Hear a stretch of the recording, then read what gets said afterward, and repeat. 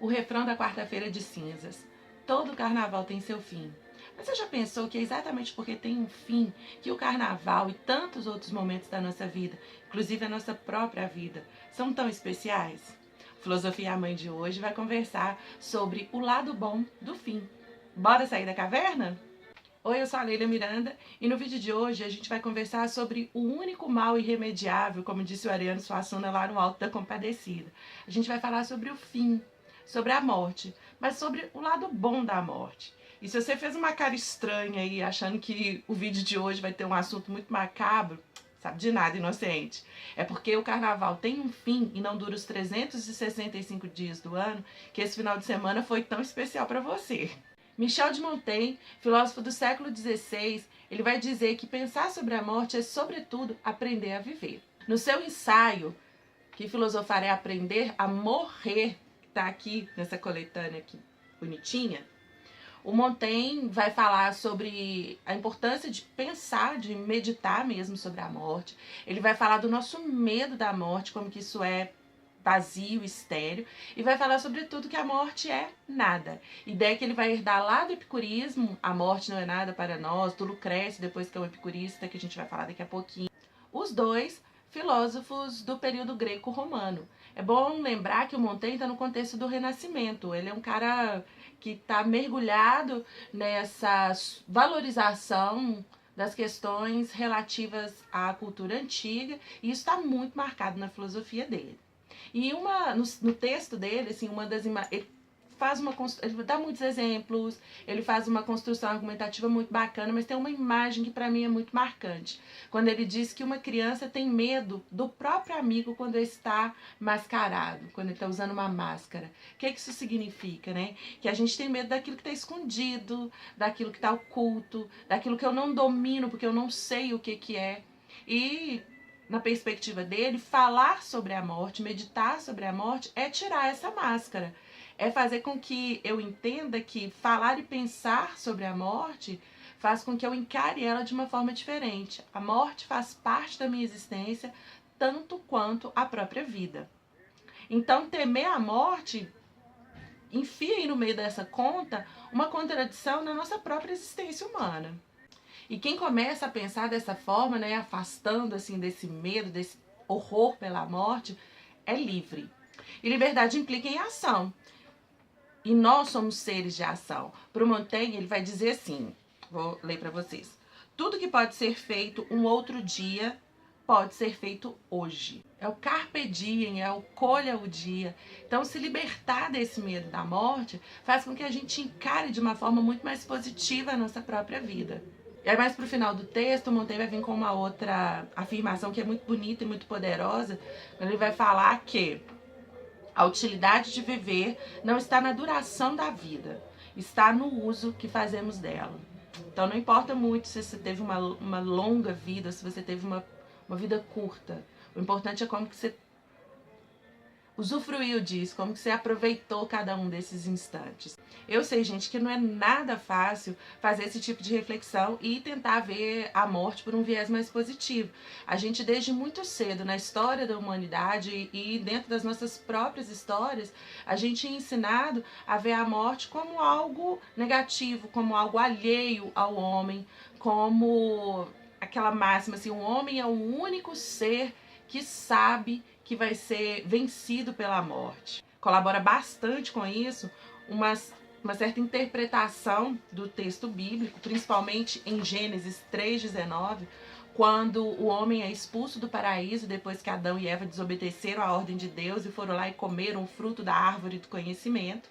E aí Deus diz para eles que a partir daquele momento eles iam viver com o suor do próprio rosto, né, como um trabalho, até o dia que eles voltassem para a terra. E outra frase de efeito. E aí Deus vai dizer para ele: do pó viestes, ao pó voltarás.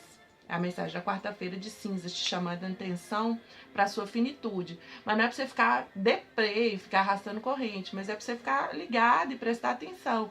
Cada momento é um momento importante. Deixando de lado a questão teológica, se a morte é ou não um castigo, não tem sombra de dúvida de que esse texto bíblico, ele tem sim sua importância naquilo que vai alimentar o imaginário popular e vai alimentar esse nosso horror pela morte. O que não falta são exemplos na literatura, no cinema, nas artes plásticas, que reforçam essa ideia comum e já enraizada de que a morte é algo mau. Mas a gente também tem ótimos exemplos que quebram essa tendência. E um deles, feito com maestria, é o livro As Intermitências da Morte, do José Saramago, de 2005. O Saramago é um escritor português, é ganhador do Prêmio Nobel, o único escritor de língua portuguesa a ganhar o Prêmio Nobel. E lá nesse livro, ele vai falar sobre o fim da morte. Em um determinado país que ele vai inventar lá, em uma virada de ano, que também a gente não sabe qual que é, de repente a Dona Morte entra de greve e as pessoas param de morrer. A primeira parte do livro, ela é toda construída a partir da narrativa de todos os problemas que isso vão acarretar, né? No nível político, de infraestrutura, social, a manipulação da mídia, a manipulação da própria política, como que a máfia entra nessa questão. Aparecem também religiosos e filósofos, né, que vão colocar uma grande pergunta. Se não existe a morte, para que serve a religião? Gente, eu tô sendo, assim, muito superficial no que eu tô dizendo aqui sobre as intermitências da morte. Esse livro é fantástico, é um dos melhores livros que eu já li na minha vida. Tem uma segunda parte que a discussão ganha um outro ritmo, um outro fôlego. Mas eu quero chamar a atenção que aquilo que parece para nós um presente, né, imortalidade, nas primeiras páginas do livro vai ser comemorado, né? O pessoal vai ficar felizão. Mas depois, aquilo vai gerar uma bagunça. Essa imortalidade, então, passa a ser considerado um mal, num sentido forte mesmo. Então, olha a reflexão que o Saramago está fazendo com a gente, né? Deixar de morrer é tão estranho para a nossa condição humana, tanto do ponto de vista subjetivo, né, individual, social, cultural, que esse país fictício e a sua população rapidamente se veem mergulhadas no caos. Tem um episódio dos Simpsons, gente, eu não sei se os caras estão fazendo uma referência, eu nunca li nada que linkasse a história lá do episódio dos Simpsons com o Saramago, mas que a morte vai buscar o Bart, e aí o Homer entra numa treta com a morte e acaba matando a morte. E aí Springfield experimenta esse estado aqui, onde ninguém morre mais, e vira uma bagunça tão séria que o Homer decide vestir a roupa da morte e começar a executar a função que era dela. Bom, não vou contar mais nada sobre o livro. Se você ficou curioso, leia. O livro já disse, fantástico. E se você tá com preguiça, tá curioso, ou vai ler e depois quer conversar comigo, deixe seus comentários lá embaixo. Dependendo de como essa coisa bombar por lá, a gente faz um vídeo sobre o livro. Eu vou adorar. Uma outra forma de pensar a morte por uma perspectiva também mais positiva parece que vem lá das ciências, mais especificamente da ciência que é produzida lá no Vale do Silício, da alta tecnologia. Esses caras estão prometendo livrar a gente do problema da morte.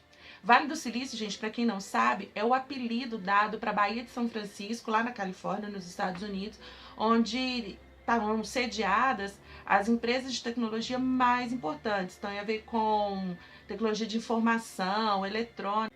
E qual que é a promessa desses caras? De que daqui a pouquíssimo tempo eles vão ser capazes de digitalizar o seu cérebro. Ou seja, eles vão fazer uma cópia digital sua, jogar isso na nuvem, depois que você morrer. Eu não sei vocês, mas toda vez que eu leio qualquer coisa sobre esse assunto, a gente vem na hora a ideia do episódio do Black Mirror, que é o Volto Já. Eu esqueci de conferir qual que é o episódio. Eu vou deixar aqui depois qual que é o episódio e de qual temporada. Mas nesse episódio, o plot dele é que você vai criar um aplicativo e esse aplicativo vai ser um simulacro seu. E como que ele vai te simular? A partir de todas as informações que você alimentou nas suas redes sociais ao longo da sua vida toda. Então, depois que você morrer, esse aplicativo vai continuar conversando com seus familiares como se fosse você. E vai ter uma série de implicações aí no meio dessa conversa. O episódio é muito complexo. Eu acho que é um dos melhores episódios do Black Mirror. E eu tô com muita vontade de fazer uns vídeos fazendo uma dialética entre filosofia e Black Mirror. Eu sei que muita gente curte a série, então deixa lá nos comentários também quais são os episódios mais marcantes. Se você gosta do assunto, Se inscreve no canal, ativa o sininho pra você não perder. Então, voltando ao nosso assunto, bom, no mínimo o negócio é curioso, mas eu vejo isso com algumas ressalvas. Esse tipo de tecnologia aliado com uma lógica materialista, e aí eu não estou falando do materialismo do Leucipo, do Demócrito, né, que entendia que tudo é matéria e essa unidade material é o que fundamenta, que dá o fundamento do universo, mas do materialismo no sentido negativo, né, onde a pessoa está devotada, está obcecada com os prazeres, com os valores materiais mesmo. Isso, essas duas condições aliadas, elas potencializam o que já vem acontecendo nos últimos séculos, que é uma certa banalização da morte. E essa perspectiva da ciência, ela está muito distante do que o Montaigne está propondo. Na verdade, você não está refletindo sobre a morte, você nem está dissipando esse medo que você tem dela. Você está esvaziando o significado que ela tem no conjunto da obra, que é a própria existência. Então, isso não te conduz para a fruição e para a plenitude da vida e nem te conduz a um sentimento de alteridade, naquele em que a morte do outro é um momento de refletir também sobre a minha própria finitude. Então, será que esse olhar a partir da ciência é tão positivo assim? Hum? Hum? Então, gente, nós estamos longe de esgotar esse tema. Né? A reflexão sobre a morte tem vários recortes possíveis de serem feitos. É um tema muito precioso para mim. Quem é meu aluno sabe disso, que várias vezes eu já disse. Então, eu acho que cabe aí mais uns vídeos para poder a gente trazer outras perspectivas para a gente pensar sobre a nossa finitude. E a gente vai encerrar a nossa conversa de hoje com o Lucrécio. Lucrécio é um filósofo epicurista do século I a.C., é um romano. Por epicurismo, o nosso medo da morte não vem do fato da morte ser um mal por ela mesma, em si mesma, mas ela vem do fato de que a gente está muito apegado às questões materiais, a gente está muito ligado à ambição por poder, por riqueza, por glória. E ele vai dizer mais, que o conhecimento das coisas da natureza, o terrerum natura, que é o texto do Lucrécio, a gente vai tirar a máscara, essa metáfora também aparece no Lucrécio. E ao tirar a máscara, a gente vai começar a perceber que o nosso medo da morte, ele é vazio. E que nos libertar dele já é o primeiro passo, e um passo muito importante para a gente alcançar a felicidade. E como diria a filósofa Leila Miranda, refletir sobre a morte é entender que do nascimento até a nossa morte, a gente está fazendo uma jornada muito preciosa. E que temer a morte exageradamente vai fazer você perder o barato da paisagem que está ao seu redor. Então, gente, carpe diem. Aproveite o dia.